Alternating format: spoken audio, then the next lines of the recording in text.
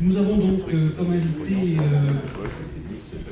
Didier Clément de Citroën Racing, Christophe Marie de Peugeot Sport, Thierry Landreau de Renault Sport, Dominique Aymon de Michelin et enfin Eric Dallavecchia de Bosch. Alors, à la fois des constructeurs et des équipementiers, que des spécialistes en fin de compte du monde de l'automobile, et ça montre bien la complémentarité. Alors, une table ronde, c'est toujours difficile à conduire. Je vais dire pourquoi, parce que je n'aime pas être trop directif, dans le sens où on attend vos propos et pas du tout les miens. Alors, moi, je suis béotien dans ce monde de l'automobile, et je voudrais simplement entamer le débat sur quelques questions. Et je voulais commencer d'abord par ordre alphabétique. Ça permet comme ça de ne pas faire de classement. Donc on va commencer par Didier Clément de Citroën. Et tout à l'heure, dans mon exposé, j'avais évoqué une chose, j'ai posé la question à M. Satiné, mais il n'a pas voulu répondre. Comment on fait pour remporter pendant une décennie le championnat du monde des rallyes? C'est quelque chose qui, de mémoire d'historien, ça me paraît impossible. Donc comment on fait? Est-ce qu'il y a une explication rationnelle, scientifique? Voilà comme la première question que je voulais poser. Alors j'espère que l'écran marche pour tout le monde. Voilà. Donc en guise d'introduction, c'est un petit peu ce qui m'étonne. Je suis plutôt en admiration. Comment on tient comme ça 10 ans en haut de l'affiche après avoir tenu 5 ans dans les rallyes? Bonjour. Bon, c'est une question un petit peu difficile. Comment tient-on aussi longtemps? En fait, on a coutume de dire que pour gagner, il faut à peu près tout. Dès qu'il manque un élément, l'édifice devient beaucoup plus fragile. Ça se bâtit sur plusieurs points. Ça se bâtit déjà en premier sur une volonté du constructeur de s'engager dans le sport automobile, de vouloir construire un département de compétition qui lui va se monter petit à petit avec cohérence. Et après, dans le choix des programmes, dans la discipline d'équipe, essayer de construire une équipe forte, soudée et tendue vers le seul objectif qui est la victoire.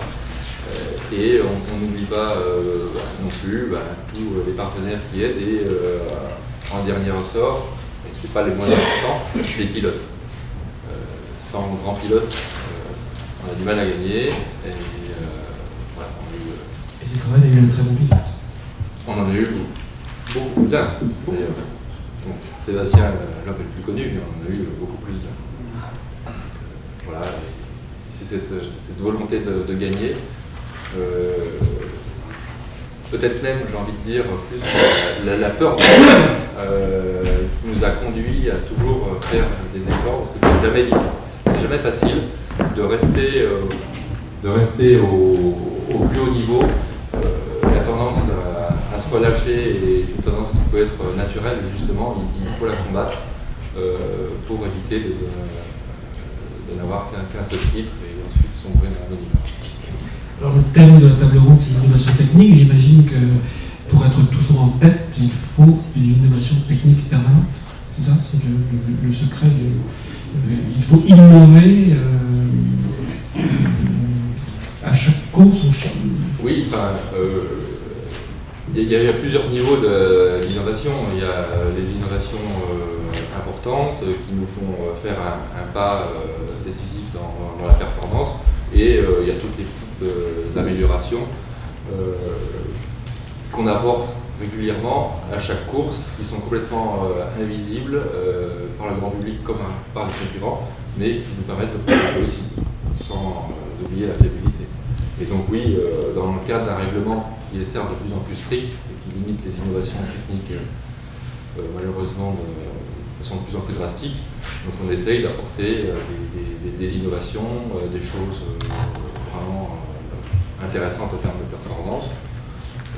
Par exemple, sur l'Axara, je me souviens à l'époque où le règlement était beaucoup plus libéral, on avait des tas de choses qui étaient quand même assez novatrices. On avait l'ABS. Alors l'ABS, ça ne me semble pas très novateur, mais à ma connaissance, on a été les seuls à l'utiliser à chaque course en rallye sur terre. Il y a une difficulté vraiment majeure à utiliser l'ABS sur terre. En fait, si on ne veut pas que le pilote se sorte de la route, il ne faut pas qu'il y ait une seule défaillance. Et on a même une fois eu un compliment de Carlos Sainz qui était un peu contre ce genre de système, qui est revenu en nous disant voilà, je pense qu'il m'a sauvé de la sortie de route, sinon j'y serais allé. On a eu d'autres systèmes comme des systèmes de zéro shift pour le changement de voie, changement de rapport. Les systèmes à double embrayage étaient interdits en rallye, justement grâce à une idée qui venait de l'automobile de grande série, mais qui n'avait jamais été utilisée en série. On a développé ce système, on l'a mis en course dès 2006 et on a roulé avec sans que la concurrence se sache vraiment, jusqu'à ce que ce soit interdit en 2010. Et d'autres innovations, comme les barres anti-hydrauliques, que nous avions sur l'Axara également. Toute une évolution qui permet en fin de compte non seulement de pousser la performance de la voiture de course, mais on imagine qu'il apporte à la voiture de série quelque chose, à plus ou moins long terme. Disons qu'en fait, c'est toujours facile de dire que la voiture de course apporte à la voiture de série. En fait, c'est pas aussi simple que cela. Ce sont souvent des échanges bilatéraux. Je prenais l'exemple de notre système de changement de vitesse. C'est une idée que la série avait eue avant nous, c'était un vieux brevet, que l'on a ensuite développé et utilisé en compétition. Donc après, on a rétrofité le savoir. Donc bon, après, que ce soit sur des voitures de tous les jours à moyen, court terme ou peut-être jamais, bon, ça on le verra. Mais disons que c'est plus dans le cadre d'échanges bilatéraux que dans le cadre on développe quelque chose en course, on a une idée et ensuite ça se retrouve en série. Ça c'est un petit peu moins vrai, c'est une relation qui est beaucoup plus diffuse. D'accord. Alors, une dernière question sur ce que j'ai lu très récemment, le changement d'orientation de Citroën qui va aller vers des voitures donc de tourisme. Hein. Si vous m'arrêtez si j'ai une bêtise, vers le WTCC. Oui. Et j'ai lu dans le communiqué de presse qu'on parlait justement d'un terrain d'innovation nouveau. Communiqué de presse, hein. C'est peut-être pas. Forcément, donc,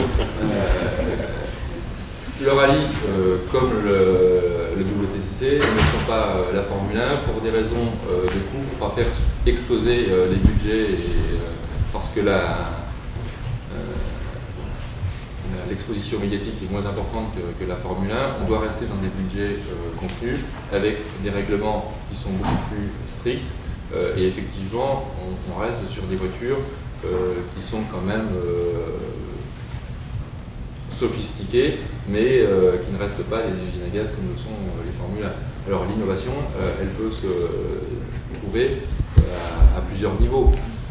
Par exemple, on voit des constructeurs de matériaux aéronautiques qui nous contactent pour faire la passerelle pour utiliser ces matériaux dans le futur dans l'automobile de grande série.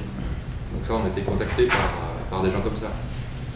Donc oui, il y a une passerelle, mais en fait, elle est plus en termes de technologie et de savoir-faire qu'en termes de système global qui sera transposable dans la série. Ça, c'est beaucoup moins. Mais ça existe quand même. C'est tout à fait encourageant. On reviendra sur Citroën tout à l'heure. On va passer à Peugeot avec Christophe Marie. Dimanche, il se passe un événement exceptionnel.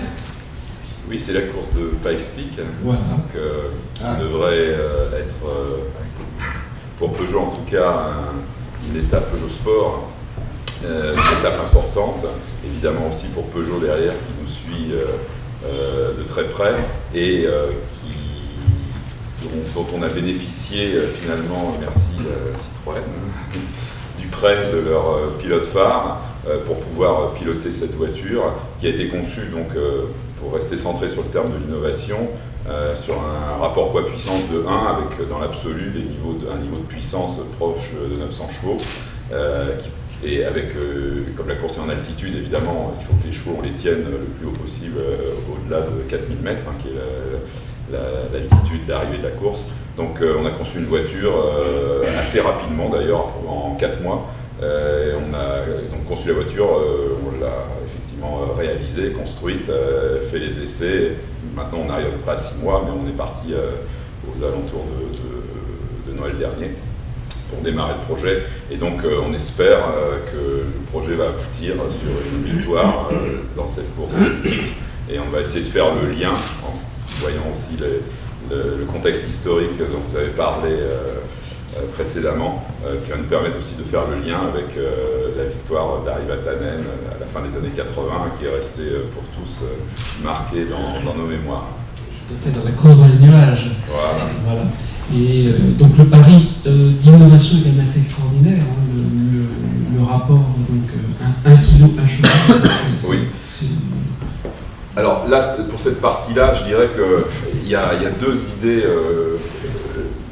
je dirais génératrices dans la performance. Il y a évidemment le rapport poids-puissance et la puissance de l'absolu qui sont on va dire le pain quotidien des gens, des constructeurs du sport automobile. Après, vous avez, dans la recherche de la performance, l'harmonisation de l'ensemble des composants. Là aussi, énormément de gisements de performance dans cette harmonisation, je dirais, à isotechnologie. Et puis après, dans le flux, il reste effectivement des brèches à ouvrir qui, elles, peuvent être ouvertes grâce à des technologies spécifiques qui peuvent être développées, comme parlait précédemment Didier. Et elles vous permettent, si jamais vous prenez un coup d'avance sur vos adversaires, parce qu'il ne faut pas oublier que c'est une course aussi avec des adversaires en face, et donc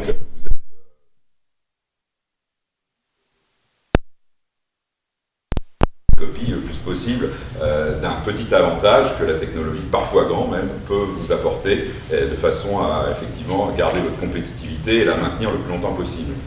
Et c'est d'ailleurs une des thématiques dans les innovations dans le sport automobile qui n'est pas simple, c'est qu'on a énormément de mal à cacher ce type d'innovation parce que, bon, contexte des ingénieurs qui passent d'une équipe à l'autre ou parfois des innovations trop visibles, notamment pour les parties aérodynamiques du véhicule. Vous pouvez difficilement vous cacher avec, je dirais, l'ensemble des médias qui en plus sont sur les événements omniprésents et donc dévoilent au grand public les innovations qui, dans ce cas-là, dans le cas de l'aérodynamique, sont sous les yeux.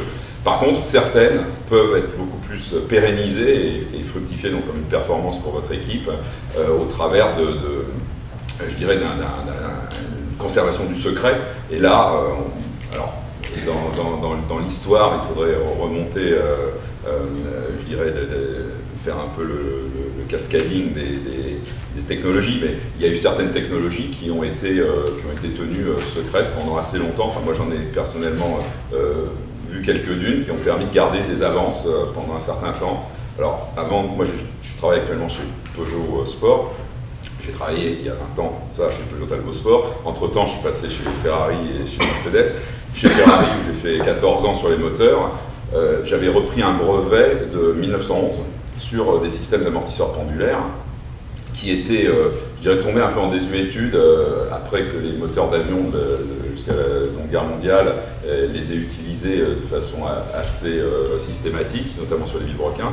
Ce type d'amortisseurs pendulaires, moi je les ai utilisés sur les arbres à cames pour amortir les vibrations d'arbres à cames, et ça a permis aux moteurs, donc Ferrari de l'époque, d'avoir une qualité de performance, un niveau de performance, une qualité et une capacité à se développer très rapidement que peut-être les autres équipes n'ont pas eu quand on a à l'époque commencé à gagner pas mal de courses en 90, début des années 2000, parce qu'on avait réussi à circonscrire finalement un domaine qui était un domaine assez difficilement maîtrisable, c'était le domaine des vibrations. J'avais réappliqué à ce moment-là ce type d'innovation qui datait donc du début du siècle aux moteurs et notamment aux arbres à cam, aux moteurs Ferrari, et ça nous a ouvert une porte pour l'accès au haut régime, et c'est ce qui a expliqué d'ailleurs que pendant tant d'années le V10 est resté encore le moteur central de la gamme, et il n'y a que sur la fin on a voulu repasser au V12, mais le règlement l'interdit pour rebénéficier d'un step supplémentaire. Mais disons qu'on a développé le V10 au travers de ce type de technologie, parce que les vibrations en Formule 1, c'était évidemment la clé de la résolution des problèmes et de l'accès au très haut régime, et c'est grâce à ce type d'innovation qui n'en était pas une en fait. Donc il y a du recyclage en fait aussi dans l'innovation. Mais à ce moment-là, il faut être, je dirais, en anticipation par rapport aux autres. Il faut évidemment bien viser la technologie que vous allez mettre en œuvre pour y arriver, et après vous allez effectivement l'appliquer en essayant de la conserver un peu cachée, le plus en avant possible, le plus longtemps possible pour bénéficier de cet avantage. Donc ça c'était un des exemples.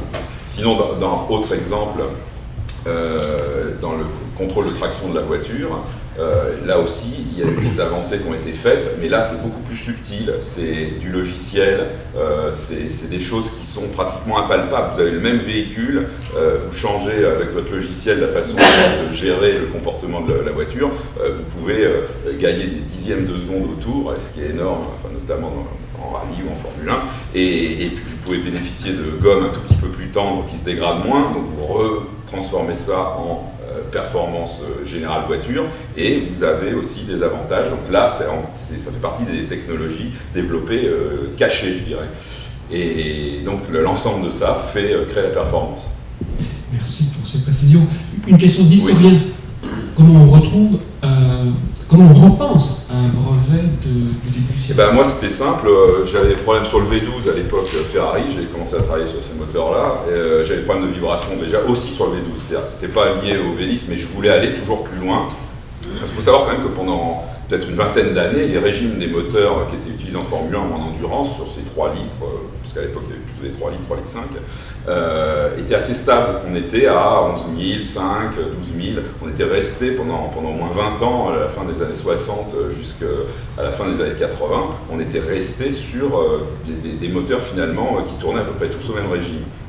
Bon, il y a des petites différences entre V10, V12, mais peu. À partir de fin des années 80, notamment, moi j'étais chez Renault à l'époque, avec Jean-Jacques Is qui était chez Renault Sport, lui, on se posait la question de comment ça allait évoluer. Et on avait toujours en tête que les frottements allaient vaincre, et donc que la puissance qui était liée au débit d'air que vous remplissez votre moteur allait progresser linéairement, alors que les frottements, eux, allaient progresser de façon non linéaire, et donc allaient vous empêcher d'aller plus loin. Donc ce concept-là, à un moment donné, on s'est dit, mais bon, tant qu'on ne l'aura pas vraiment vérifié, il faut quand même qu'on essaye, on ne sait jamais, même si c'est par petits pas. Et à un moment donné, on a compris qu'on pouvait effectivement gagner suffisamment sur les frottements, même s'ils étaient non linéaires, mais rabaisser l'ensemble, de façon à ce que le gain par le débit d'air, en tournant plus vite, à la fin, vous fasse un moteur qui, lui, en puissance spécifique rapportée à sa cylindrée et au régime auquel il tourne, bien plus performant. Et donc, ce déclenchement a été à la fin des années 80, début des années 90, on s'est dit non, là, il va falloir qu'on attaque les hauts régimes, et d'où le problème des vibrations, etc. Donc ça, c'était la vraie limitation. Mais après ça, une fois que mentalement, on avait dit non, il faut qu'on y aille, à ce moment-là, les moteurs ont progressé, sont arrivés, enfin en Formule 1 sur des 3 litres, 3 litres 5 ou 3 litres, on est arrivé à 20 000 tours. Bon, après les règlements ont fait chuter les régimes pour arrêter la course à l'armement, mais disons qu'il y avait un vrai gain, et les moteurs sont passés, on va dire pour un 3 litres qui était à l'époque les Cosworth qui étaient à 550, enfin 500 chevaux, même 480 au Mans, 500, 520 en Formule 1, on est passé à 900 chevaux.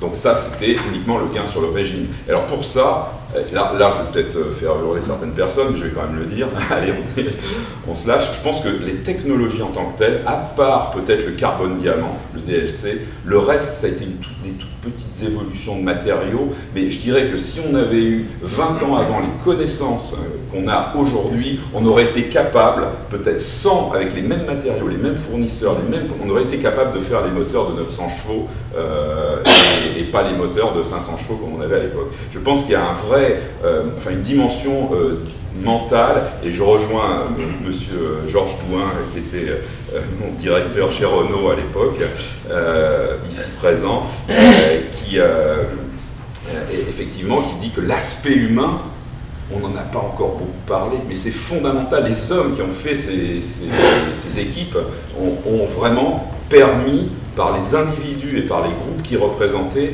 de faire des progrès énormes. Donc les hommes, oui, presque même bien avant les technologies. Les technologies, c'est l'application des idées des hommes. Donc je tenais juste à le souligner. Merci Christophe. On reviendra sur le projet tout à l'heure. On va passer à Renault Sport Technologies avec Thierry Dandon. C'est ça. Alors, moi j'ai une question d'abord sur l'entreprise elle-même, sur Renault Technologies, Renault Sport Technologies. Est-ce qu'on peut avoir un petit éclairage d'abord sur cette entité qui n'est pas forcément très bien connue de tout le monde? J'ai l'habitude de cette explication, parce qu'effectivement c'est une question. Et ça rebondira sur l'innovation finalement. Renault Automobile, tout le monde connaît, Renault F1, tout le monde connaît, et entre les deux, il y a Renault Sport Technologies, qui a été créé à un moment donné avec une logique d'activité qui est justement de servir de passerelle entre, je dirais, le sport compétition extrême et finalement la voiture de série. Donc Renault Sport Technologies a en charge toute l'activité sportive automobile de Renault, sauf la Formule 1. Qu'est-ce que ça veut dire? Qu'est-ce qui reste quand on a dit ça? Il reste des véhicules de série, donc des véhicules, des dérivés sportifs de la gamme Renault. Donc la Clio Renault Sport, la Mégane Renault Sport, la Twingo Renault Sport, ou des versions un peu moins extrêmes qu'on appelle le GT. Donc ça, c'est la première catégorie d'activité. Donc ça, c'est du véhicule de série. Ensuite, on a du véhicule de compétition. Donc on ne le sait pas fréquemment, mais je vais le revendiquer. Renault est le premier constructeur et vendeur mondial de véhicules de compétition. Donc on fait des véhicules de compétition à la fois pour les circuits. Donc on a une gamme aujourd'hui avec quatre véhicules, de la classique Clio Cup, qui est un dérivé globalement pour circuit de la Clio, à des monoplaces, dont l'extrême est une 3,5 litres, qui est en fait l'antichambre de la Formule 1, puisque 60% des pilotes de Formule 1 actuels ont conduit préalablement une monoplace Renault dans un championnat Renault, et de longue date. Ça a été Prost, Hamilton, et puis tout juste il y a quelques années, Charles Pic, Jean-Yves Verne, qui sont en Formule 1, ont été, et Sébastien Vettel d'ailleurs, ont été pilotes de nos voitures dans nos compétitions. Et quand on parle de volumétrie, on imagine toujours des choses, je dirais, de modeste volumétrie. En l'occurrence, aujourd'hui, en 2013, il y a aujourd'hui sur le circuit, sur le marché mondial, il y a 1000 monoplaces Renault Sport qui courent dans diverses compétitions.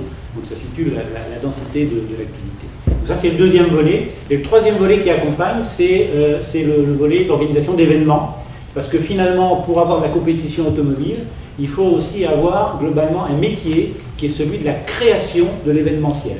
Ça paraît tout bête, mais globalement, on a développé ce qu'on appelle les World Series, de Renault, qui sont des grands événements dans lesquels on fait courir nos voitures avec des pilotes, donc cette fameuse promotion de pilotes.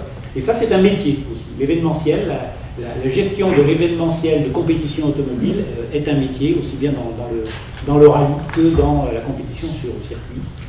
Et c'est donc l'un de nos métiers. Voilà, donc organisationnellement, Renault a pensé à cette structure finalement de liaison entre l'extrême compétition et la voiture de série, puisqu'on a aujourd'hui des voitures dans la rue de série qui ont des éléments de voitures de compétition que je pourrais vous décrire sur certains exemples si vous le souhaitez. donc toute la gamme Renault RS. Exactement. D'accord. Alors, j'ai un vieux souvenir, quand je me passionnais jeune pour le sport automobile, les petits fabricants de monoplaces étaient tous britanniques. Donc ça veut dire que Renault est en train aujourd'hui, peut-être discrètement, de prendre une part très importante dans la fabrication de ces châssis de monoplaces de catégorie pour jeunes, une place importante. Ah, totalement, puisque on a en France l'académie au Mans, et globalement l'académie au Mans des pilotes et des mécanos de compétition aujourd'hui utilisent des monoplaces qui utilisent des moteurs Renault et qui utilisent des conceptions et des parts Renault. C'est le moteur 1.6 Renault qui est utilisé pour ces véhicules. Donc ça va effectivement à la fois de la formation jusqu'à la diffusion, je dirais, en semi-grande série de monoplaces. Vous savez, les Britanniques, en fait, ont certainement le plus grand nombre de constructeurs automobiles au monde, mais l'un des plus petits volumes de production. Donc, effectivement, si on parle en diversité, je pense que les Anglais sont toujours largement devant et ils y tiennent. Et par contre, en volume de production et en rayonnement effectif, quantitatif, non. Alors, ça apporte quoi à Renault, ça? Alors, ça apporte quoi à Renault? Alors, soyons concrets.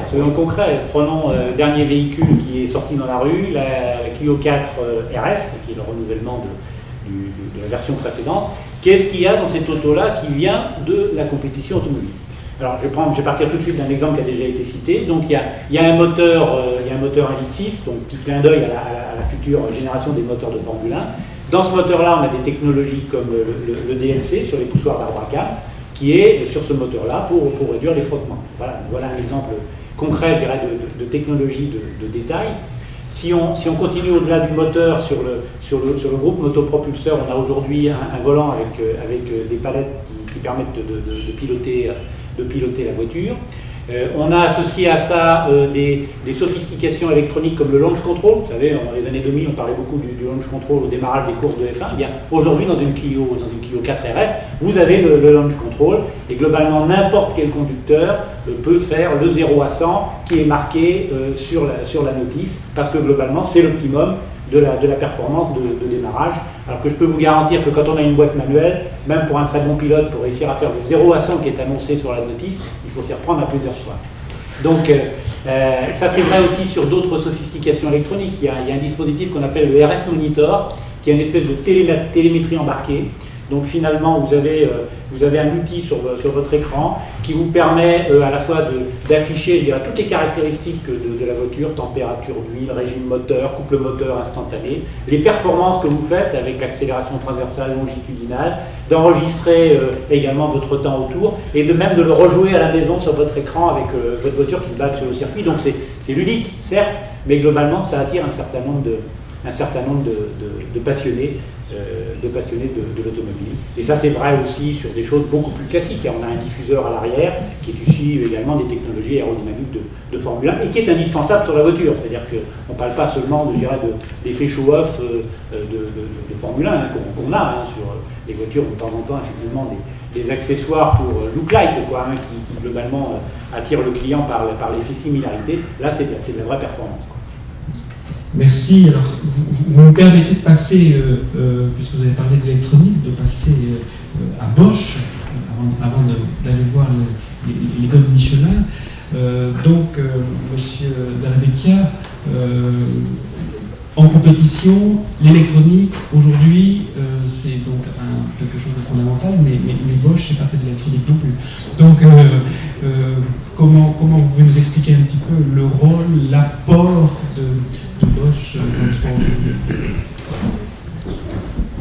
Alors, quelques mots d'abord pour rappeler la position de Bosch dans le sport automobile. Alors, traditionnellement, on a l'habitude de s'effacer derrière les constructeurs, parce que nous on est équipementier. Donc équipementier, ça veut dire que le constructeur a besoin de fournisseurs pour équiper ses véhicules, et ça vaut même dans le sport automobile. Bosch est une entreprise, donc un grand équipementier qui fait des produits industriels de grand volume pour tous les constructeurs, et on on a eu historiquement, depuis maintenant plus d'une centaine d'années, toujours des demandes dans l'automobile, dans le sport automobile, de la part des constructeurs, de les accompagner pour aller explorer des domaines technologiques et de nouvelles performances. Donc à ce titre, il existe une organisation au sein de Bosch, qui s'appelle Bosch Motorsport, dont le siège est en Allemagne, proche de Stuttgart, et pour lequel on a décidé, alors ça dans une période pas forcément facile, qui était dans la période 2008-2009, au moment de la crise financière de ces années-là, de monter une section compétition en France, puisque en France on a la chance d'avoir 3 constructeurs de premier rang dans le domaine de la compétition automobile. Il y a toujours eu, ça a été très bien rappelé par les précédents conférenciers, des domaines de pointe dans le sport automobile français, soit en rallye, en Formule 1, en endurance. Et donc on estimait important de monter une section sport automobile en France. Alors quels sont les éléments, quelles sont les technologies qu'on apporte aux constructeurs pour essayer d'aller chercher ces domaines de performance et explorer de nouveaux domaines de performance. Donc Bosch est spécialiste dans tout ce qui est injection directe en essence et en diesel. Là-dessus, on peut faire un petit clin d'œil à Audi qui a gagné au Mans les 24 heures au début des années 2000 avec les premiers moteurs à injection directe essence, puis avec les moteurs à injection directe diesel Common Rail, Audi et puis Peugeot Sport à la fin des années 2010.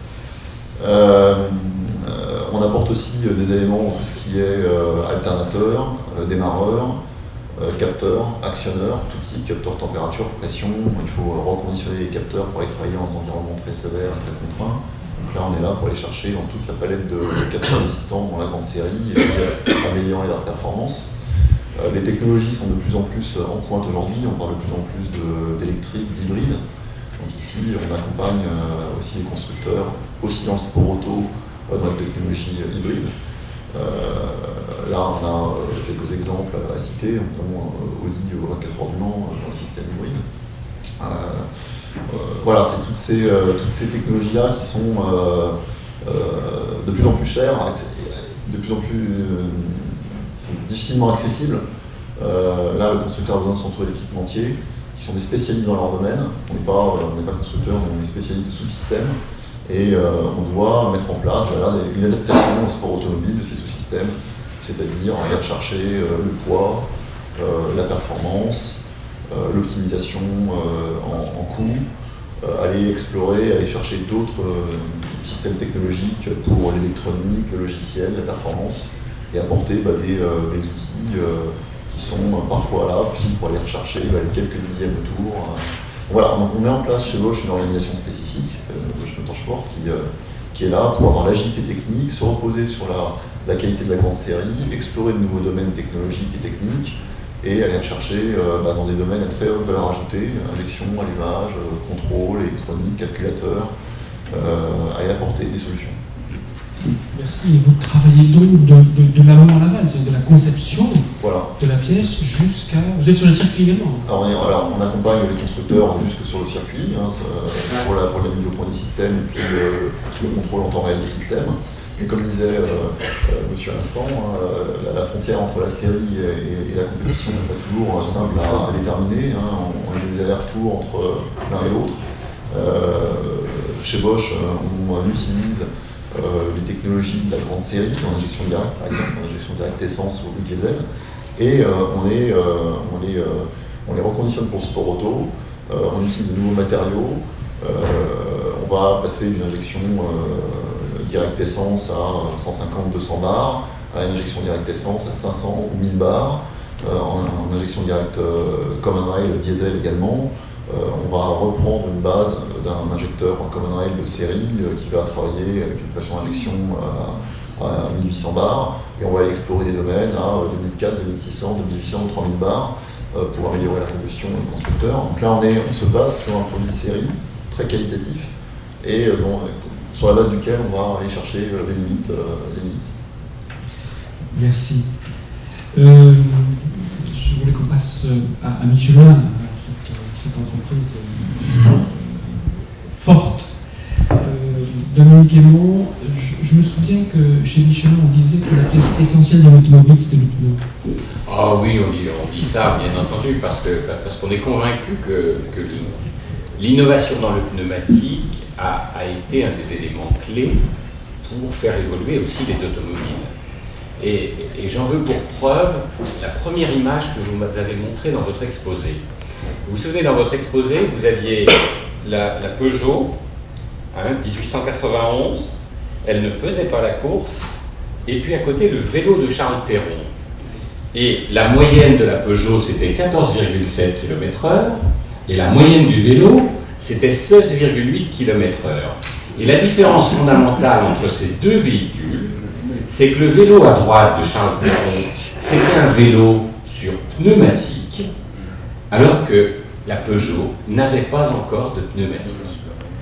Et c'est vrai que, bon, si on a eu tendance à dire ça, c'est pour vraiment dire, bien c'est vrai que l'arrivée du pneumatique et toute l'innovation qu'il y a eu dans le pneumatique, finalement le pneumatique c'est quoi? C'est développer une aire de contact d'excellente qualité entre un véhicule et le sol. C'est ça toute l'histoire du pneumatique. Et toute l'histoire du pneumatique, ça a été de faire des progrès à la qualité de ce contact entre le véhicule et le sol. Et le vélo de Charles Théron que vous aviez sur votre image, il avait une qualité de contact entre le véhicule et le sol qui était bien meilleure que la qualité du contact de la Peugeot.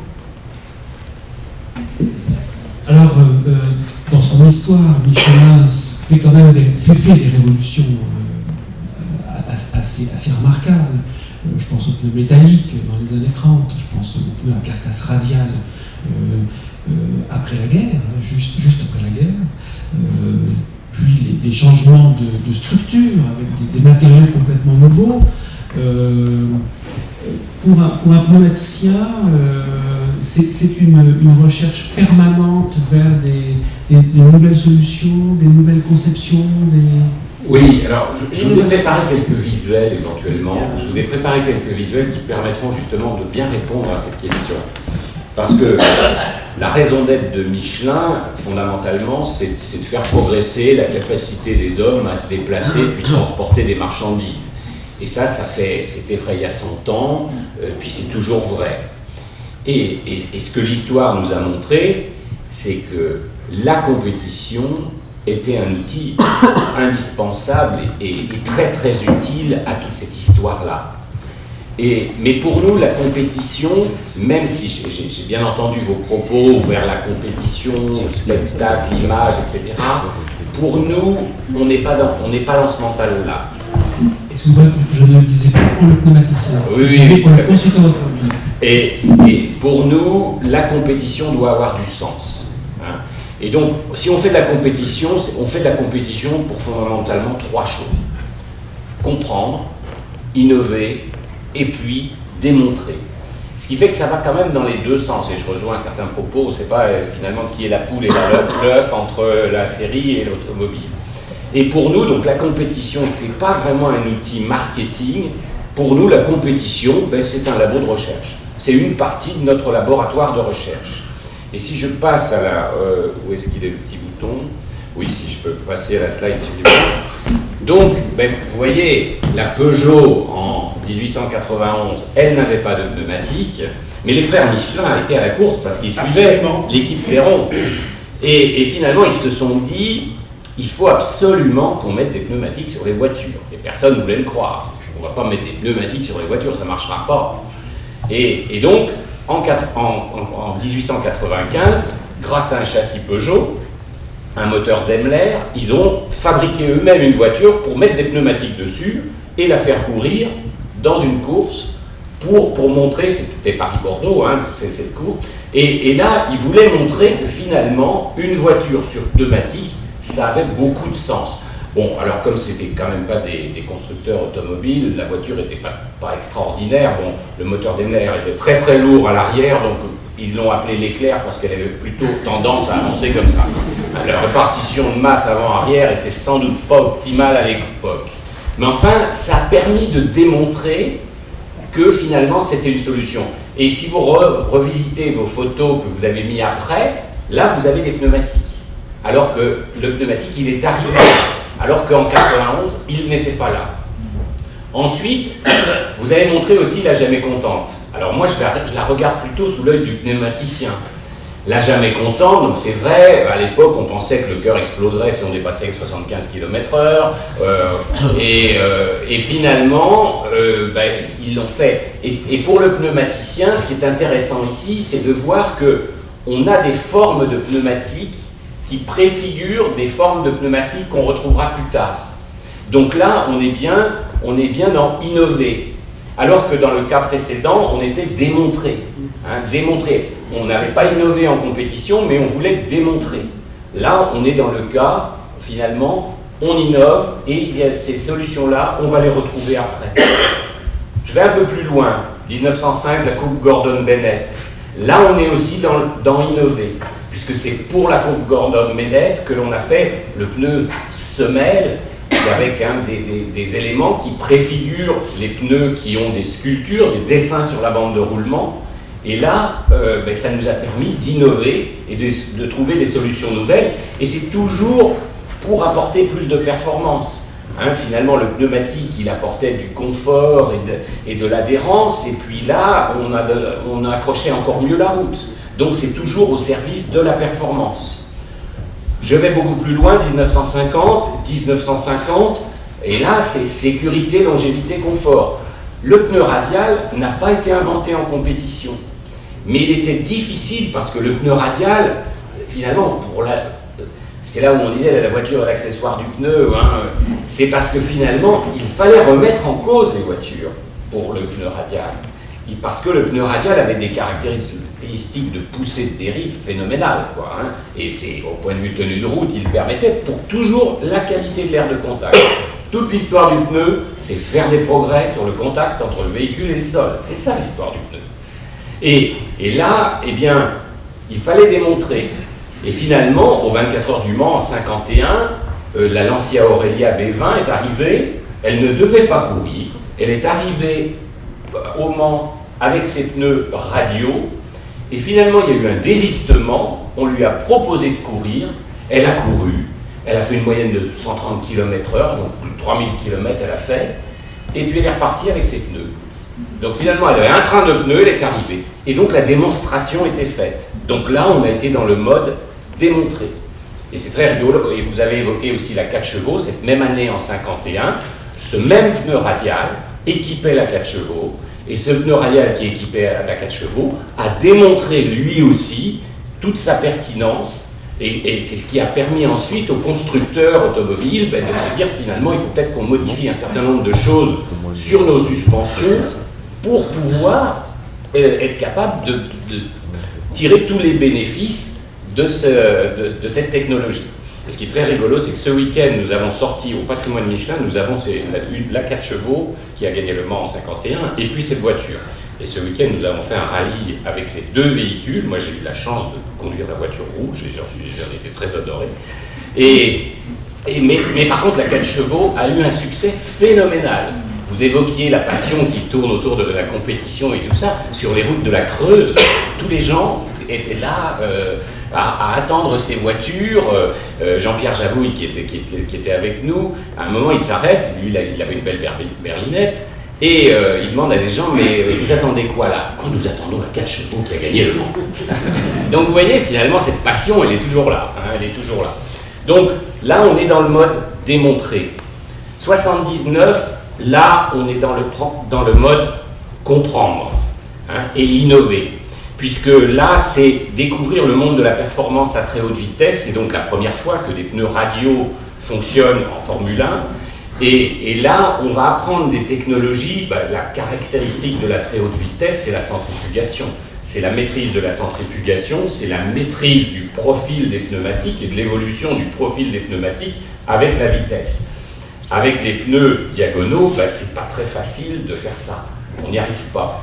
Et avec les technologies radiales, on a été capable justement de développer des solutions qui ont préfiguré ensuite l'arrivée des profils taille basse que l'on a vu après arriver dans les années 80, parce que justement, le contrôle de la centrifugation du profil et ces formes relativement plates de pneumatiques qu'on était capable de faire avec ces technologies, on pouvait l'appliquer à d'autres véhicules. Donc là, on est dans le mode vraiment apprendre et puis aussi innover. Intéressant sur les années plus récentes, là on est aussi dans le mode apprendre et développer des outils qui ne sont pas seulement au service de la compétition, mais ce n'est pas des technologies au sens technologie, un bout de gomme ou un renfort. Non, ce sont des technologies de compréhension des choses. Et par exemple, aujourd'hui, tous les jours, quand on fait des projets avec les constructeurs automobiles, on utilise des modèles d'adhérence véhicule, on utilise des modèles de comportement de véhicule, et ces modèles, en fait, ils ont été développés avec Renault dans le cadre de partenariat F1, où là, on a appris beaucoup de choses, et finalement, on a développé des modèles de comportement qui nous ont permis de gagner quand même, c'est intéressant en compétition, mais ça nous permet surtout ensuite d'appliquer ces outils de modélisation à des usages de voitures de tous les jours. Et donc là, on n'est pas, si vous voulez, dans la recherche d'une technologie au sens matériaux ou bout de pneus ou structure de pneus, on est plus dans la recherche d'une technologie qui est une technologie de compréhension des choses. Et la compétition, pour ça, c'est fabuleux. La compétition, les limites où on doit aller, c'est vraiment très intéressant. 2012, autre exemple aussi, donc là, je pense que certains reconnaîtront la voiture, et là, en 2011, on a eu quand même des soucis de crevaison dans le cadre du WRC, et donc on s'est dit, il faut résoudre ces problèmes. Et là encore, en travaillant, on a à la fois mieux compris, donc je reprends le comprendre, on a mieux compris ce qui se passait, on a développé des modèles aussi de compréhension de ces phénomènes de choc sur les pneus. Et en 2012, on a renforcé les pneus, là aussi on a trouvé des technologies pour renforcer les pneus, et on les a renforcés d'ailleurs un petit peu trop, puisque le fusible c'était plus de pneumatique, mais vous voyez à droite le fusible finalement c'était la roue. Donc, mais là encore, tout ce qu'on a développé comme savoir-faire, comme compréhension et aussi quelques technologies de renforcement des flancs des pneumatiques, ça nous sert aujourd'hui pour des pneus standards pour les pays émergents. Dans les pays émergents, les roues ne sont pas de très bonne qualité. En Chine, aujourd'hui, il y a beaucoup de nids de poules, etc. Au Brésil aussi, les roues ne sont pas très bonnes. Mais finalement, là, on a à la fois compris des choses, innover sur des matériaux spécifiques et sur des architectures spécifiques qu'on utilise dans des contextes complètement différents qui ne sont pas des contextes de compétition. 2013, ce week-end, là, Michelin, donc le sens pour la compétition de Michelin, c'est vraiment pousser le progrès. Si la compétition ne pousse pas le progrès, ça ne nous intéresse pas. Donc il faut que la compétition, que les règlements en vigueur et tout ça, soient tels que ça permette de générer du progrès. Si au Mans, ce week-end, les trains de pneus ont fait plus de 700 km, c'est quand même plus de 10 fois ce qui se fait aujourd'hui en Formule 1. Donc, et pourtant, c'est des voitures, les charges aérodynamiques sont extrêmement importantes, enfin il y a beaucoup de contraintes là-dessus. Et finalement, on est capable, si on pousse les règlements dans ce sens-là, à pousser des technologies qui vont dans le bon sens. Et c'est pourquoi d'ailleurs on a lancé cette année, enfin on l'a annoncé, il va être lancé l'année prochaine, ce que l'on appelle le prix Michelin pour l'innovation, le Michelin Total Performance Award. Et Michelin l'avait fait il y a un siècle pour l'aviation. Michelin avait fait un prix pour l'aviation il y a un siècle. Et là on refait un peu le même esprit. Et l'idée c'est de dire, l'intérêt de Michelin dans ça, c'est de dire il faut trouver un enjeu qui fait que finalement des équipes auront envie de réunir davantage de performances et de trouver quelque chose qui sera un vrai challenge. Et c'est pourquoi on lance ce challenge. On ne sait pas en quelle année il va être gagné, mais ce challenge, c'est que pour avoir ce million d'euros, il faudra gagner les 24 heures, il faudra avoir eu le meilleur tour en course, il faudra avoir fait plus de 5000 km, il faudra avoir consommé moins de pneus et moins de carburant par rapport à une référence qui est en train d'être établie et qui sera basée sur les chiffres du Mans de cette année. Donc vous voyez, vrai challenge technique, vrai challenge technique. Si la compétition n'est pas pour faire des vrais challenges techniques, c'est pas pour nous. C'est pas pour nous. Nous, pour faire de la compétition, il faut qu'il y ait un challenge. Et on en a encore un très beau devant nous. On est très heureux d'avoir été choisi par la FIA pour la nouvelle Formula électrique. Et là encore, tout est à découvrir là, tout est à découvrir. Il va se passer des choses, et on va avoir des géométries de pneus complètement innovantes par rapport à ce qu'on connaît aujourd'hui sur les monoplaces. Donc là, tout est à découvrir, donc ça nous intéresse. Donc pour nous, la compétition, ça a vraiment du sens si on la met au service du progrès de l'automobile. Je vous remercie beaucoup pour cette belle analyse. Alors on va préparer, on va mettre en marche un film pour Didier Clément. Je voudrais juste vous poser une question. Donc Michelin n'est pas intéressé par des courses où le pneu vaut 7 tours. Ah non, pas du tout. Enfin, si vous voulez, notre façon de penser, c'est de dire il faut aller vers une compétition durable. Donc en intégrant des aspects sociaux, des aspects économiques et des aspects environnementaux. Les aspects sociaux sont surtout liés à la sécurité, sur lesquels il faut encore faire beaucoup de progrès. Des aspects économiques aussi, parce qu'il faut arrêter de faire la compétition dans des systèmes économiques complètement aberrants. Et des aspects environnementaux. Et quand je vous disais qu'avec un train de pneus au Mans, on avait fait 700 km, c'est possible et on peut avoir des voitures performantes. Mais il faut faire des règlements qui vont dans ce sens-là. Donc, Michelin, s'il y a une compétition qui dit il y a du progrès technique possible derrière, on fait un règlement qui dit voilà, cette année on a ça, puis l'année prochaine il faudra faire ça mieux, puis ça ensuite, ça nous intéressera. Mais faire de la F1 avec quelques tours, non, ça c'est pas pour nous. Oui, je comprends bien cette philosophie qui est celle de Michelin depuis toujours. Voilà, donc pour nous... Kaizen clermontoise. Exactement. Hein, il faut qu'on comprenne des choses en faisant de la compétition, il faut qu'on puisse innover ou démontrer éventuellement, parce que faire accepter au public quelque chose, la compétition est utile pour ça aussi. Hein, le Mans en 51, l'Aurélia et la 4 chevaux, c'était pour ça. Donc ça, c'est le sens que ça doit avoir. Mais c'est pas juste pour faire du spectacle s'il n'y a pas de sens technique et pas de sens vers la mobilité durable.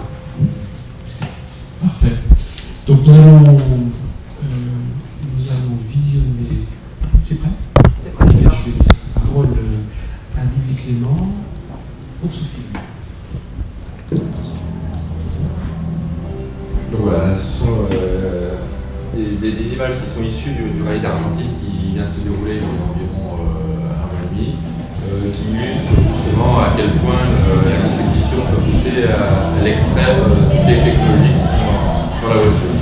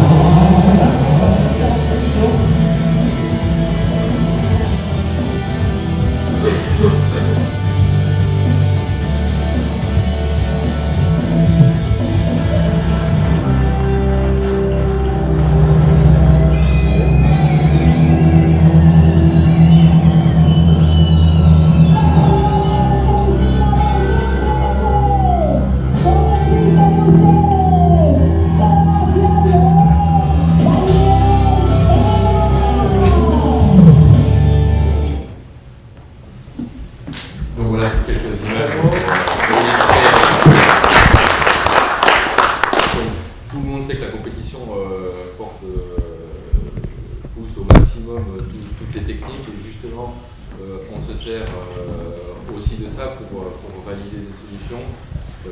On a aussi souvent des sous-traitants qui ont envie de voir la technologie mise en application en série, et qui viennent nous voir pour en faire la promotion et aussi le valider dans des conditions extrêmes. Par exemple, on avait des pare-brises qui étaient quand même assez novateurs à l'époque du Rallye-Raid, des pare-brises thermiques avec réseau chauffant. Enfin bon, maintenant ce sont des choses qui sont un petit peu démocratisées, mais avec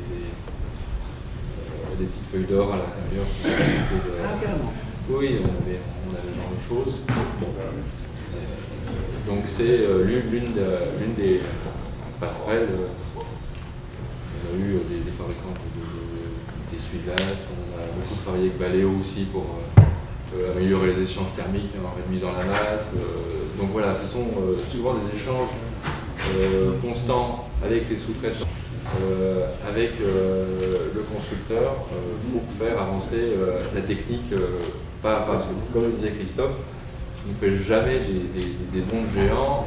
En fait, c'est toujours la technique des petits pas, la connaissance qui s'accroît et qui permet de repousser les limites de ce qu'on va pouvoir mettre sur une voiture de série.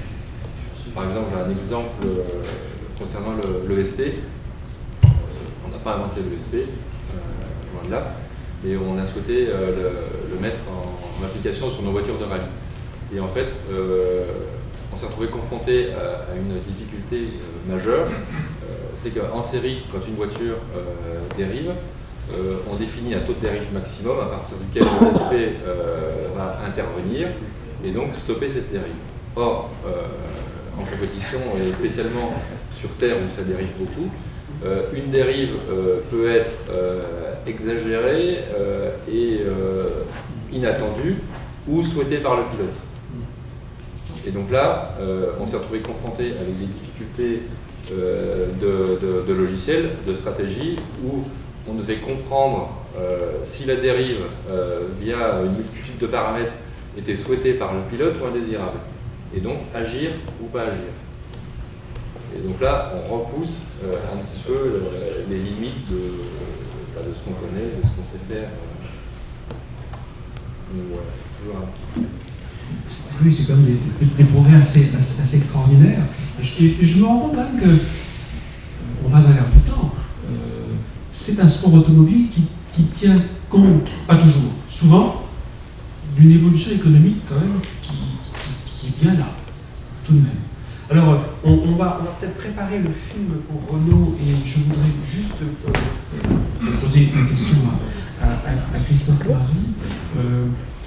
L'air du temps, c'est l'allègement des voitures. Oui. Ça vient de la compétition quand même. Ah bah, l'idée, oui, comme on l'a souligné précédemment, effectivement, c'est le nerf de la guerre en compétition automobile. L'allègement, les véhicules ont des profils d'utilisation qui sont des accélérations freinage.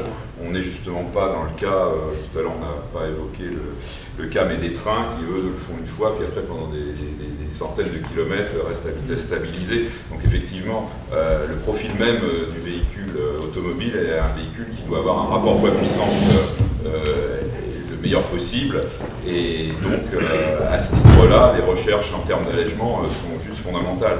Donc là, je peux juste évoquer un projet sur lequel Peugeot Sport travaille, et ça va dans le sens aussi de remettre le rôle aussi des entreprises comme Peugeot Sport dans un contexte plus général, et une mission qu'on s'est assignée en ces temps un peu plus difficiles, c'est d'essayer de se rapprocher de la série et notamment de travailler sur un certain nombre de technologies qui vont être des technologies à cheval entre ce qui pourrait être utilisé en compétition, ce qui l'est déjà, et ce qui pourrait ou qui ne l'est pas encore utilisé en série.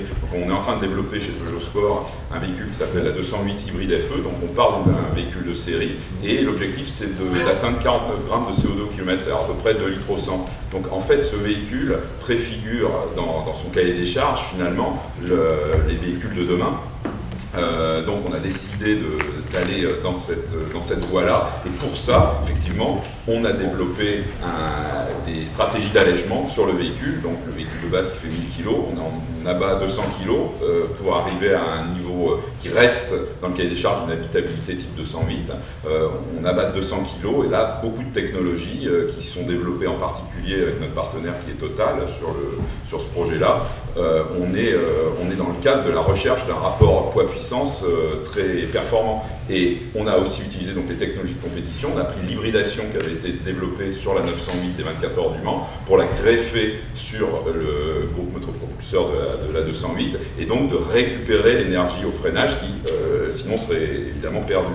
Et donc l'ensemble de ces paramètres en redimensionnant aussi l'aérodynamique pour rendre de l'efficacité, en y associant aussi les gains grâce à nos partenaires aussi Michelin qui nous ont développé un pneu bien spécifique pour ce véhicule avec le coefficient de roulement minimum atteignable sur ce véhicule, on va réussir à créer un démonstrateur technologique qui va, aux yeux du grand public en tout cas, être l'amalgame et l'harmonisation joue tout son rôle d'un ensemble d'éléments venus de la compétition, venus de la série, venus de l'expérience industrielle des groupes comme Michelin ou Total. On met tout ça ensemble et on en fait un véhicule qui va faire 2 litres au 100. Alors on va le présenter au prochain Salon de Francfort. On a déjà présenté une maquette à Genève en mars. On va le présenter au Salon de Francfort en septembre. Et déjà, 208 est une voiture bien plus légère. Alors elle est déjà bien plus légère à la base.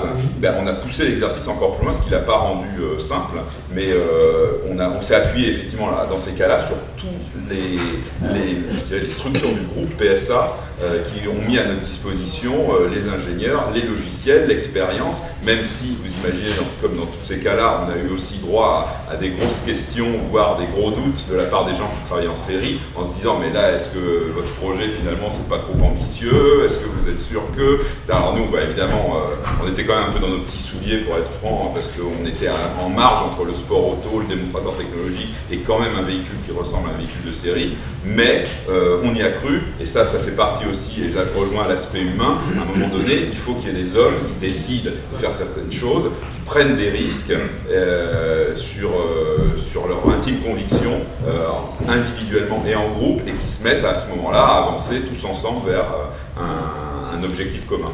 Et donc on a eu la chance, en tout cas dans ce cas-là, on a profité en fait de l'arrêt de la compétition des 24 heures du Mans pour monter ce projet et se rapprocher de la série. Donc les échanges bilatéraux dont parlait Didier précédemment, c'est typiquement le cas. On a développé des choses spécifiques, comme disait monsieur de Michelin, donc qui vont dans la pensée, le logiciel, la façon de faire, donc les méthodologies qui se développent en compétition et développées en série. Donc on s'est connecté à ce niveau-là. Et puis après, on a brutalement pris des technologies, donc l'hybridation, moteur électrique de 7 kg, une batterie de 25 kg. Vous faites des accélérations d'une 208 GTI avec une voiture qui a 2 fois moins de puissance, mais grâce au rapport poids-puissance, à l'ensemble du véhicule, l'hybridation, vous arrivez à avoir une performance de haut niveau, tout en étant capable de faire 2 litres au 100. Oui, une question sur cette plateforme EMP2 là, que se partage Peugeot et Citroën. Éléments en carbone. Alors là, je vais laisser répondre peut-être François Sudan, donc, il connaît un peu plus le sujet que moi. Je suis sur cette question-là en particulier, je suis à court de réponse.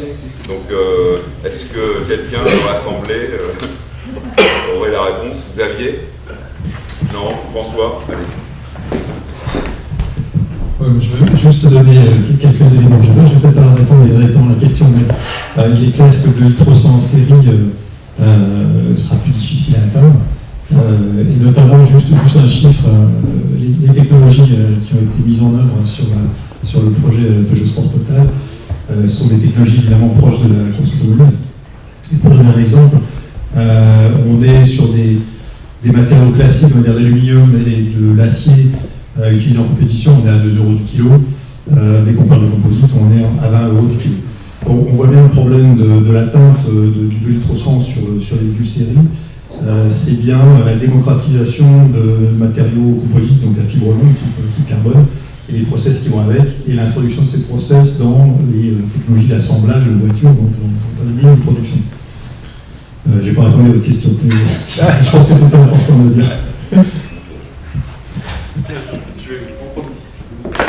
Merci. Nous allons regarder un film de Renaud. Thierry Laurent va nous commenter. Oui, on va regarder d'abord. Oui, on peut le regarder, je peux faire les commentaires, tu peux faire les commentaires en même temps. Donc c'est un film un peu passion sur les activités de sport en compétition, en dehors de la Formule 1 notamment.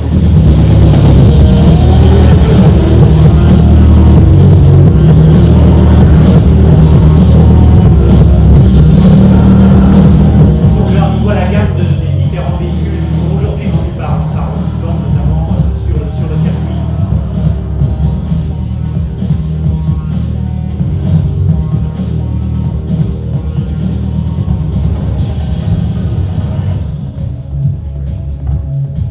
Avec derrière la voiture de série qui est également gérée finalement par les mêmes hommes. Et ça, c'est un élément, on a parlé des hommes tout à l'heure, ça c'est un élément de transfert direct de technologie qui passe par les hommes plutôt que par les voitures.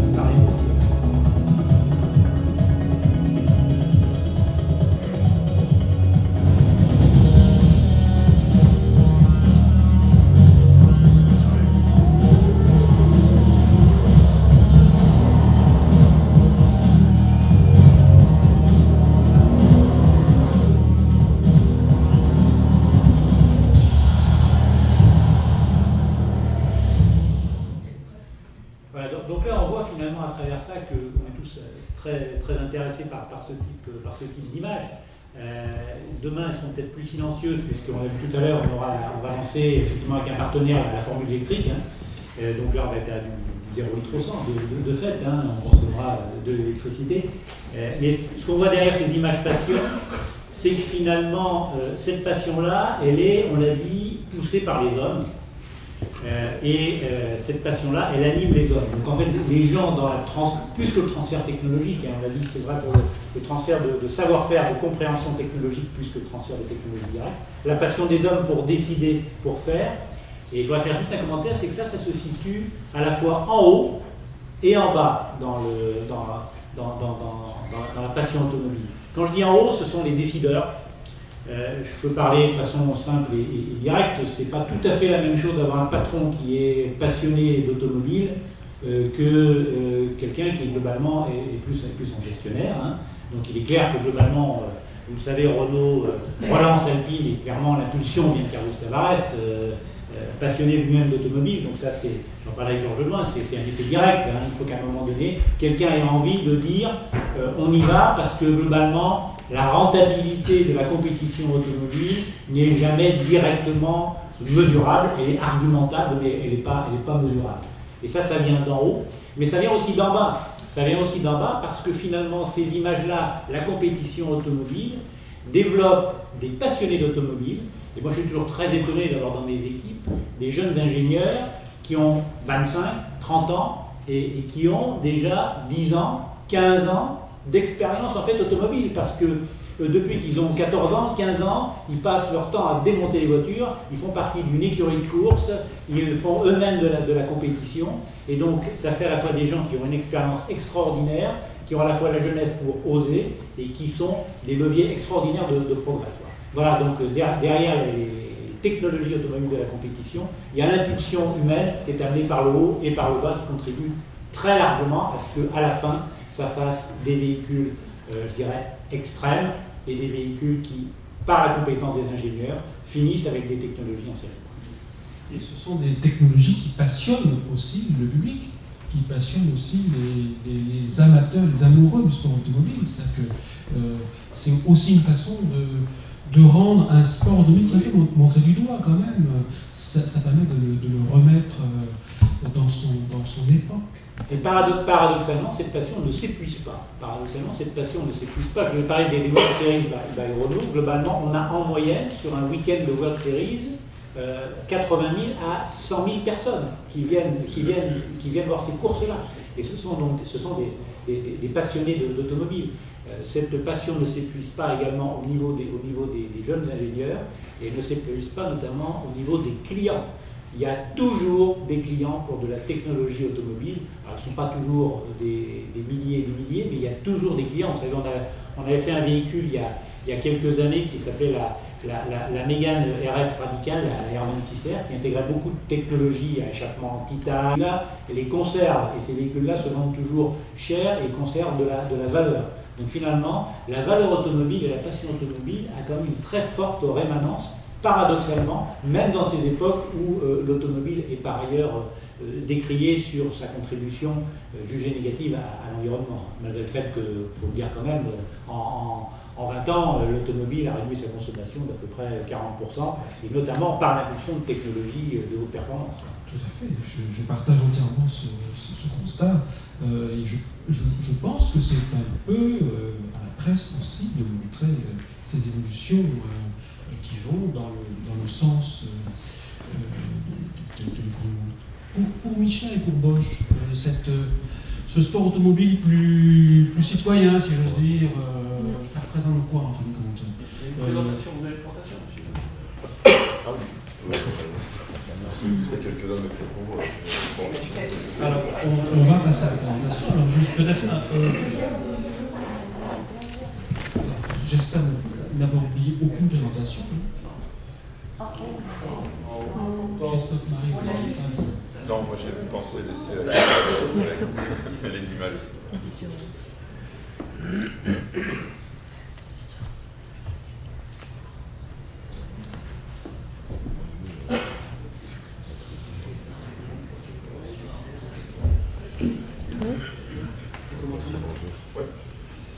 Je vais commenter, puis je vais essayer de répondre à votre question. Il faut que je trouve un lien maintenant entre ma présentation et une question, mais je vais essayer. C'est pour donner un éclairage sur ce que propose Bosch et la contribution de Bosch au sport automobile en étant fournisseur, équipementier des constructeurs.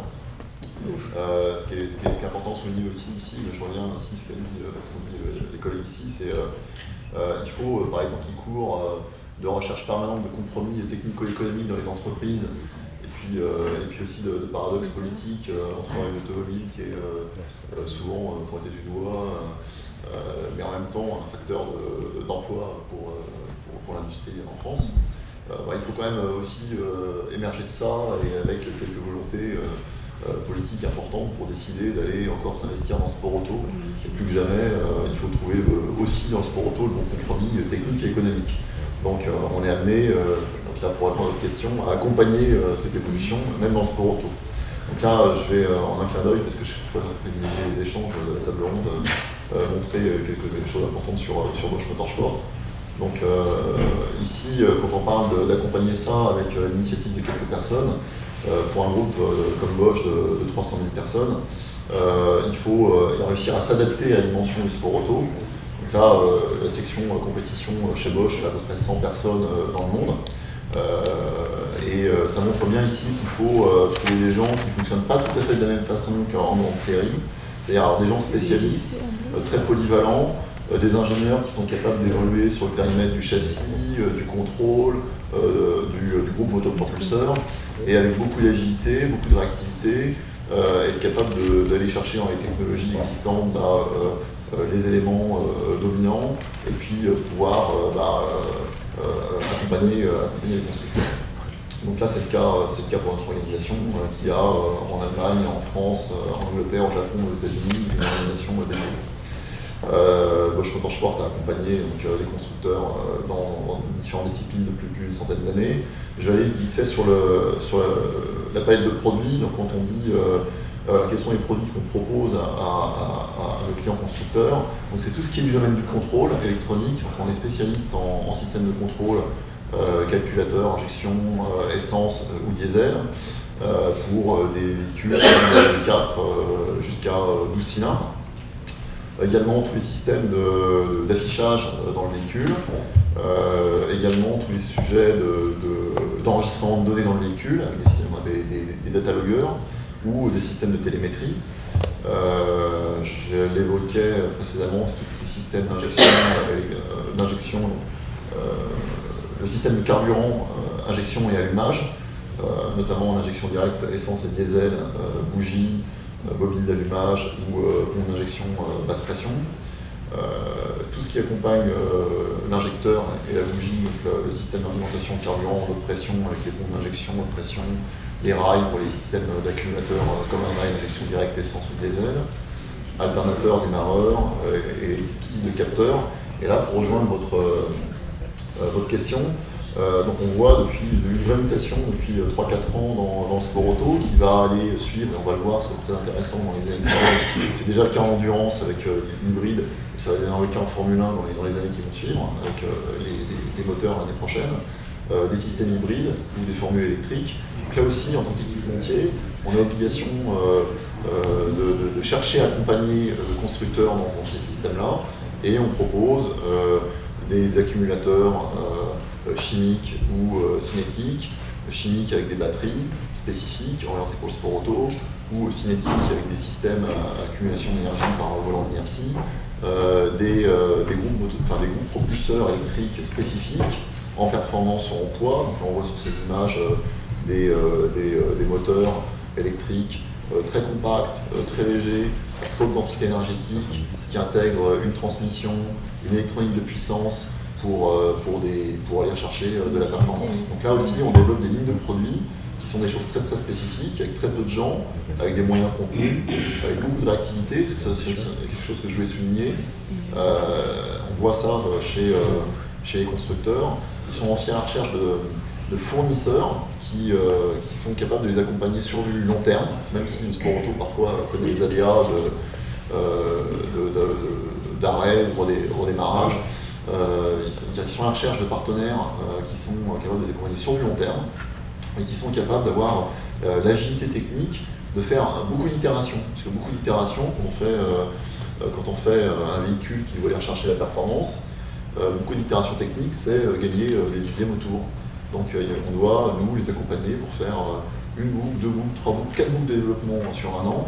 Et ça leur permettra d'aller chercher la performance qui fera cette différence en compétition. Donc voilà, on accompagne aussi les constructeurs dans ces domaines-là. Alors après, on a des disciplines pour lesquelles je peux me permettre de donner quelques explications, puisque c'est, comme je dis, on a l'habitude de s'effacer normalement, sauf à vouloir afficher ostensiblement un partenariat avec les constructeurs. Mais on est fournisseur exclusif du DTM, des systèmes d'injection en Formule 3, en grande âme, sur les GT, donc ça peut être des Porsche, Corvette, Ferrari en championnat GT, GT2, GT3. On accompagne aussi les constructeurs dans tout ce qui est rallye raid, notamment le Paris-Dakar. On a longtemps accompagné Volkswagen en Paris-Dakar, également en WRC, Citroën et Volkswagen. Et je terminerai sur cette dernière image des 24 heures du Mans, où on a été le partenaire technologique d'Audi et de Peugeot Sport pendant de nombreuses années. On continue encore avec Audi, malheureusement, l'aventure s'est arrêtée avec Peugeot Sport récemment. Mais on continue de les accompagner pour aller explorer des choses en technologie d'injection diesel et hybride. Voilà. Merci. Donnez-nous Michel. Oui, donc par rapport à votre question sur finalement cette compétition durable, comment on peut arriver? Alors bon, les préoccupations par rapport à ça, c'est bien sûr d'abord la sécurité. Toujours renforcer la sécurité, donner de la performance, mais trouver les moyens de faire un meilleur usage de la matière et un meilleur usage de l'énergie. Et là, pour progresser, il faut construire de bons dialogues avec les autorités du sport automobile. Je prends l'exemple de WRC, où là on a travaillé pour réduire la quantité de pneus consommés en WRC, et juste pour vous donner un ordre de grandeur, ça a été quand même moins 30% en 3 ans. Et donc, on n'avait pas beaucoup de concurrence, mais on voulait un challenge technique. Donc là, pour avoir ce challenge technique, on a dit, écoutez, est-ce qu'on ne pourrait pas faire un règlement qui va nous pousser à faire des progrès? Et avec ce règlement qui nous pousse à faire des progrès, on a fait moins 30% de pneus en 3 ans. Pareil avec la CO. Et là, on a fait moins 25% de pneus consommés en 3 ans. Et pourtant, les pneus ont encore de la même performance parce que justement, à chaque fois, ça nous pousse à innover, ça nous pousse à chercher des solutions de matériaux, d'architecture. L'année prochaine, les pneus des LMP1 seront plus petits.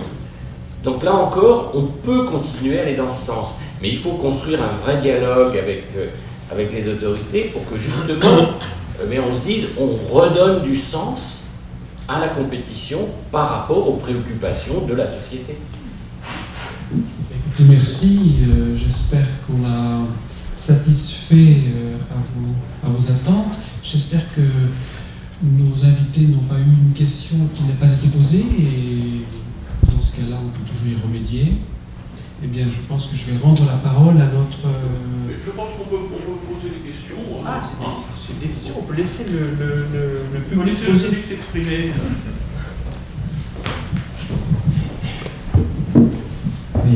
François Simon.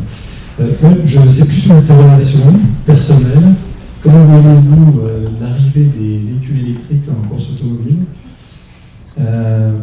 Ma question, en fait, ne s'est pas posée personnellement pour les hybrides, parce qu'on garde un moteur thermique avec une musicalité ou un son monstrueux qui fait que ça clairement attise la passion. Je ne dirais pas des fous, mais tout simplement, ça entretient la passion des gens qui s'intéressent à la course automobile. J'ai donc cette interrogation sur l'arrivée du véhicule électrique en course automobile. Est-ce que vous pensez qu'on aura le même plaisir et donc finalement la même adhésion du public autour de véhicules électriques? Je me permets de répondre parce que c'est un sujet auquel on a évidemment réfléchi. Renault étant se positionnant leader sur le véhicule électrique, voulant faire de la compétition de véhicules électriques, c'est une question qui est de premier ordre. Alors d'abord, la question elle est bonne parce qu'effectivement, au premier ordre des sensations des clients des courses automobiles, il y a les vibrations et le bruit. Au-delà de la perception de vitesse, c'est très clair. Alors, donc, deux éléments de réponse à ça. Le premier, c'est le véhicule électrique n'est pas absent de bruit. Et par contre, ce bruit est effectivement un peu moins amplifié, un petit peu différent, mais globalement, le sifflement d'un Kers et la vitesse associée donnent un certain niveau d'impression. Deuxièmement, il est clair que ce ne sera pas le même type de compétition et le même type d'environnement. Mais on a une formidable opportunité avec les formules électriques, c'est d'essayer finalement de réconcilier un peu la ville et la compétition automobile. Voilà. Donc, pour dire franchement, dans les formules électriques, on réfléchit fortement à l'opportunité de refaire des courses automobiles en ville pour finalement deux raisons. La première, c'est que le bruit permet de le faire sans être trop intrusif. D'autre part, des circuits courts et relativement sinueux sont bien adaptés à la performance des véhicules électriques par rapport à l'onde de droite qui épuise la puissance des batteries. Le dernier élément, c'est, on ne l'a pas encore trouvé, mais on y réfléchit fortement, c'est finalement, d'un point de vue sensoriel, qu'est-ce qui peut remplacer le bruit du moteur thermique. Est-ce que ça peut être des animations visuelles, des animations par des éclairages sophistiqués ou des choses comme ça. Donc il y a forcément, en complément de ça, une recherche sur ce dernier point, mais c'est un vrai sujet. Je voudrais juste ajouter un point. Quand Audi est arrivé au Mans avec ses moteurs diesel, ils étaient beaucoup plus silencieux. Et ils le font toujours d'ailleurs. Et finalement, on arrive quand même à se passionner pour les performances de ces voitures. Donc moi je pense que si le spectacle est bien monté et qu'il reste de la performance, qu'il reste de l'innovation, qu'il reste de la technologie, les gens pourront se passionner pour ces éléments-là. Et nous, côté Michelin, on est très contents de voir là un vrai challenge technique pour le pneu à relever, et parce qu'on va mettre au point là des solutions, non plus de solutions qui soient avec 50 sortes de pneus, un pour de 5 à 7 degrés, un de 7 à 10 degrés, non.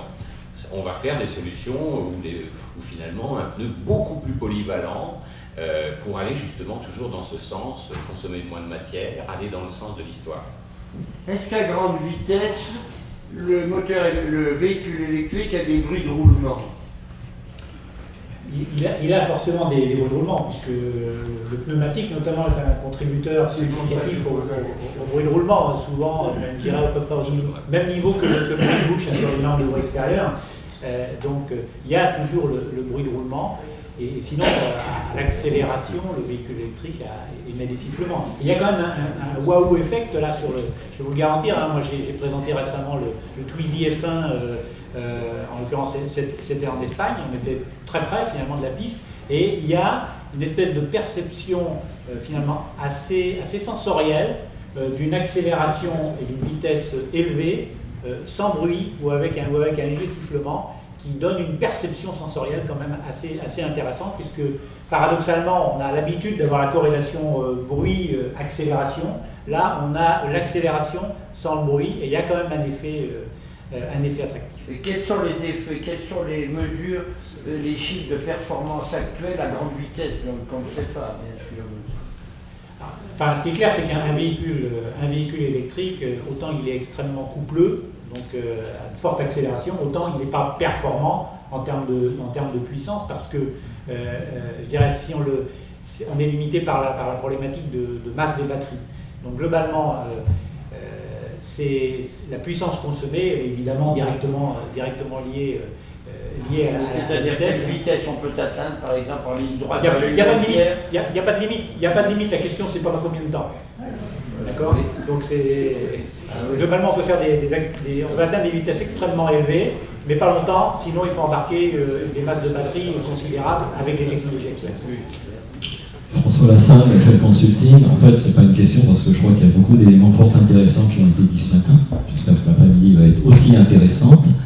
C'est plutôt un commentaire complémentaire par rapport donc au grand nombre dont nous avons 2 représentants ici. Il ne faut pas oublier aussi que la compétition automobile vit grâce à un grand nombre d'entreprises de taille petite et moyenne qui apportent leur savoir-faire et qui ont aussi des échanges avec vous, messieurs les constructeurs.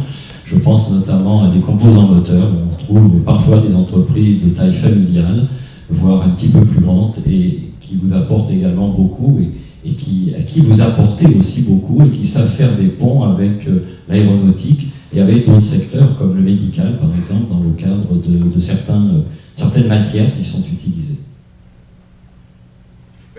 Juste pour rebondir sur ce que vous dites, le carbone diamant, qui est l'élément dont on a cité précédemment les bienfaits, et typiquement a été développé d'ailleurs à l'origine pour recouvrir des prothèses de hanche.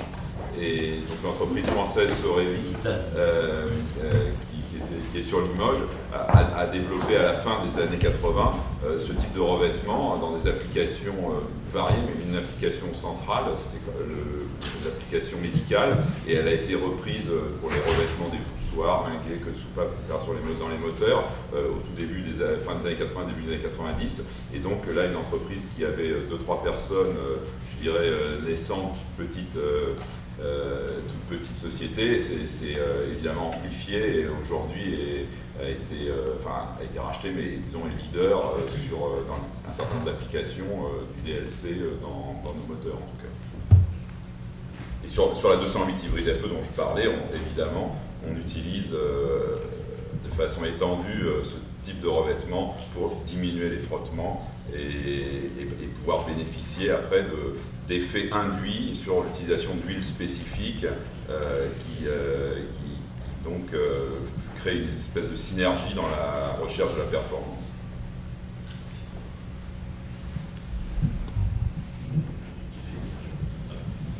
J'ai une question. Une question plutôt ressources humaines.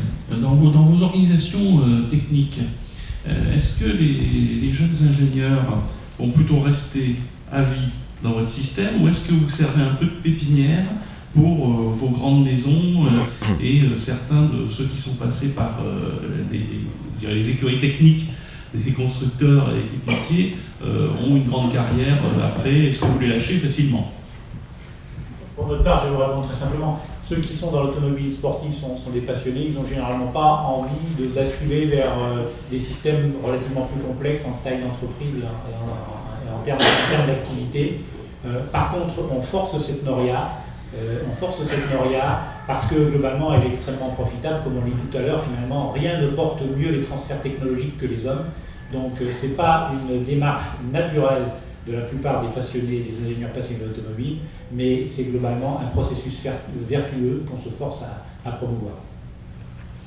Alors, sur cette même question, chez nous, on essaie de trouver un équilibre On veut avoir des passionnés et on veut aussi avoir des gens qui ont passé un certain nombre d'années dans nos services de recherche pour faire un passage de 4, 5, 6 ans dans le monde compétition, pour revenir après dans les services de recherche, pour que justement toutes ces passerelles qu'on a envie de faire, la poule et l'œuf entre la série et puis on ne sait jamais qui est qui, et pour que ces passerelles puissent se faire dans les deux sens. Donc on essaie de trouver un bon équilibre entre des vrais passionnés qui, eux, vont rester longtemps pour acquérir une expérience sur le long terme et enrichir l'expérience sur le long terme, mais aussi les nourrir par des choses nouvelles, par des gens qui viennent de nos centres de recherche plus traditionnels. Et puis après, ils vont repartir dans ce centre de recherche et ils vont nourrir à leur tour ce centre de recherche. Et ça, c'est facilité aussi par le fait que parmi les passionnés, il y a deux types. Il y a les passionnés d'automobile et les passionnés de haute technologie. Et ceux-là bougent plus facilement d'une activité à l'autre. Bon, en l'occurrence, par exemple, Renault Sport Technologies était chargé de développer le Twizy, le petit véhicule électrique. Et moi, j'ai constaté que les ingénieurs qui se passionnaient pour l'automobile sportive se sont passionnés de la même façon pour ce développement innovant et technologique. En fait, il y a quand même dans la composante passion des volets, je dirais, innovation, des volets technologiques et des volets passion automobile, avec un degré variable selon les cas. Mais ces autres volets, en dehors de la passion automobile, sont quand même des passerelles opportunes d'évolution d'activité. Je répondrai juste une chose, un peu par l'absurde. Je pense que dans le sport automobile, il y a finalement peu de place pour des gens qui ne sont pas passionnés. C'est-à-dire qu'en fait, vous avez un rythme qui est dicté par vos projets et qui fait que ou vous prenez le train à la vitesse où il va, ou vous n'y arrivez pas. Et je pense qu'il y a une sélection naturelle qui se fait et qui fait qu'à la fin, dans les deux cas, les passionnés de technologie ou les passionnés de sport se retrouvent, mais eux restent effectivement et c'est les autres qui abandonnent le train en marche. Donc en fait, c'est un vrai rythme différent des entreprises traditionnelles, je dirais. Je suis tout à fait d'accord avec ce que vous venez tous de dire. En fait, il n'y a pas de cloison étanche entre le monde du sport automobile et l'automobile de grande série. Et en fait, libre à chacun de vouloir retourner sur un projet de grande série s'il le souhaite, et ça se fait couramment. Mais on constate quand même toujours un noyau dur de personnes dans les équipes, qui est plus qu'un noyau même, c'est la majeure partie de l'équipe, qui est passionnée et par l'automobile, et par les technologies, et par le sport automobile, et se sent bien dans une équipe comme Renault, Citroën, Peugeot. Pour citer l'exemple, ton exemple et le mien, Didier et moi-même étions chez Peugeot Talbot Sport au début des années 90, on travaillait ensemble sur la 905, avec François Sudan d'ailleurs fait partie. Mais moi je suis revenu chez Peugeot Sport récemment, Didier est passé chez Citroën et est resté chez Citroën, mais ça reste, je dirais sur le long terme, c'est la passion qui nous fait rester dans ces milieux-là, je pense.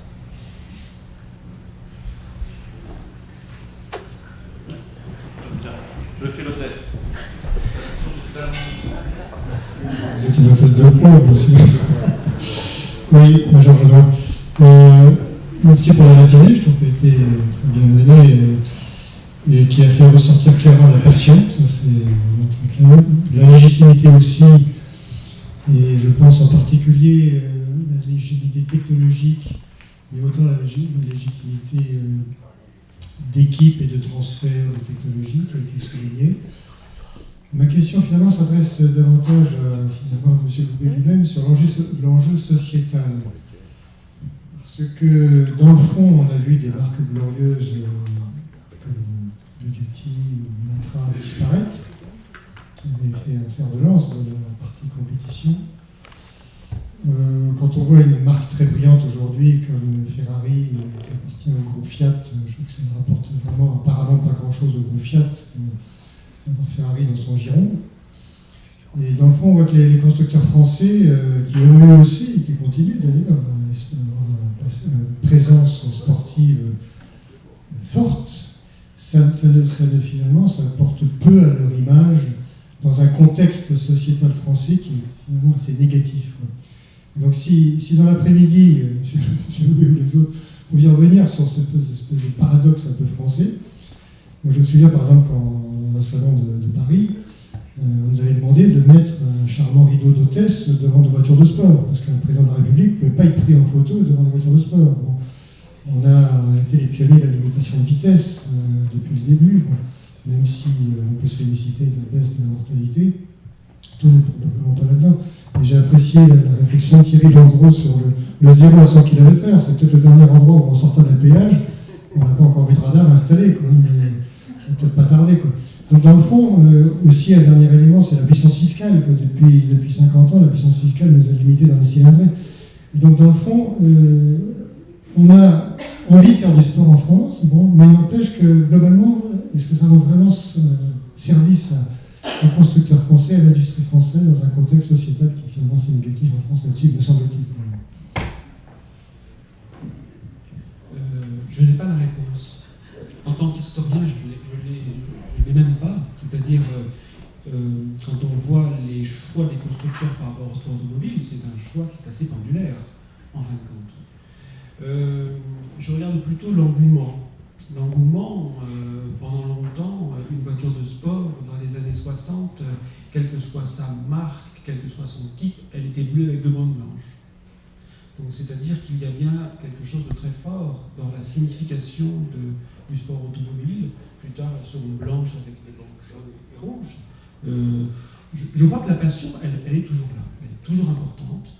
Et les jeunes, et je regarde par rapport à mes étudiants à l'université, dont, entre parenthèses, la moitié ne passe pas le permis de conduire, mais l'autre moitié, elle fait partie de ces passionnés qui sont en fin de compte totalement imprégnés par le côté merveilleux de l'automobile. Donc c'est très clivant comme situation. Écoutez, l'avenir, un historien ne le sait pas. Ce qu'un historien constate, c'est qu'une marque comme la vôtre, Renault, a voulu ressortir Gordini de l'histoire, et peut-être en oubliant qui était Gordini. Renault va ressortir Alpine. Je crois savoir que, là, pour m'arrêter si je dis une bêtise, Renault sait ce que c'est qu'Alpine. Donc je crois que c'est compliqué.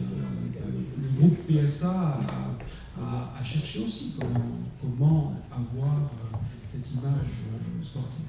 Donc, on verra cet après-midi un peu plus clair, je pense, sur cette vraie question. Mais à regarder l'engouement aujourd'hui des constructeurs automobiles pour le sport automobile, c'est quand même quelque chose qui est incontournable. Donc, je reste optimiste. Oui, vous savez, au mondial de l'auto, les voitures de sport ont un seul problème, c'est comment faire pour les protéger de la foule. C'est délirant. Et moi, je me souviens d'une anecdote en 2010, grosse manifestation CGT, collant des stickers partout. Et j'étais à côté de 2 braves gars qui passaient, et il y avait la DS3 qui était exposée juste dans l'allée avec Loeb et Elena. Et les gars, il y a un jeune qui les bracolait un sticker, l'autre lui dit attends, prends-moi en photo d'abord. Ils ont pris en photo, ils ont collé pas sur le nom Loeb, pas sur Elena, hein, vraiment un peu plus bas. Donc c'est ahurissant au mondial de l'auto.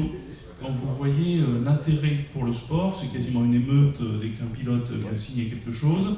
Et quand vous voyez la population des jeunes qui vient, ce sont tous les gens qui défraient la chronique dans le 9-3, là ils sont sages comme des images. Hein. On n'a jamais un problème au mondial avec des populations qui sont normalement, selon les journaux, à risque. Et ces gens-là vont voir les voitures de sport, enfin vous le connaissez pour les gens qui exposent, c'est un moment de communion des Français avec l'automobile. Et si je peux ajouter quelque chose, en fait, l'automobile se mondialise, donc il faut bien entendu parler de la France, il y a toujours énormément de passionnés, mais on était très récemment en Argentine, et en Argentine, on a régulièrement plus d'1,5 million de spectateurs. Je parle bien de spectateurs et pas de téléspectateurs. Donc en général, ce sont les mêmes personnes qui viennent pendant 3 jours, c'est-à-dire que vous avez entre 500 et 600 000 personnes par jour qui vont voir viennent voir le rallye.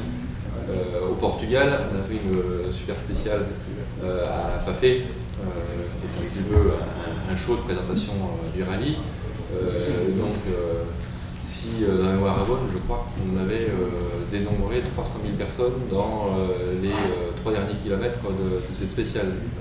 à peu près. Donc je n'ai pas les chiffres exacts, c'est de mémoire, mais donc, tout ça pour montrer qu'il y a quand même un engouement dans tous les pays où on va, ou en tout cas la majorité où on va, qui est encore permanent. Vous trouvez un préfet en France qui accepte de voir passer un riche chez lui.